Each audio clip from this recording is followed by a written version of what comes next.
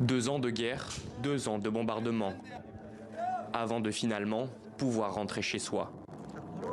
Tout autour d'eux, un champ de ruines. Nous nous dirigeons vers l'inconnu. L'inconnu, vraiment. Nous ne savons même pas où nous allons.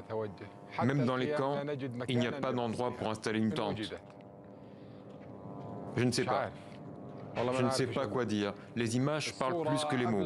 Destruction, destruction, que de la destruction.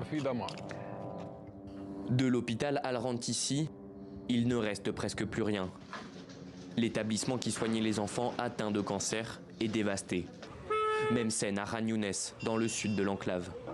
Certains n'arrivent même pas à reconnaître leur maison. Parmi eux, Salwa. Elle a été déplacée à 5 reprises en 2 ans. Tout notre dur labeur, tous les efforts de notre vie, tout cela a disparu. 60 ans, tout est perdu. Il ne reste plus rien, il n'y a plus rien. Dans la rue, j'ai trouvé 2 morceaux d'éponge et un bout de bois par terre. Alors je les ai ramassés pour faire du feu. C'est un sentiment terrible, un sentiment insupportable. Khan Younes a disparu.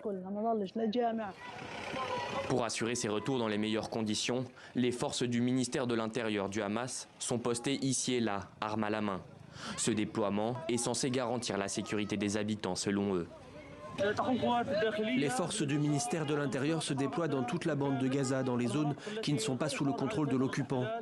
Le déploiement le plus important se fait au carrefour et sur les marchés pour assurer la sécurité des citoyens afin que les personnes en deuil sentent qu'il y a une loi et que personne n'est au-dessus de la loi.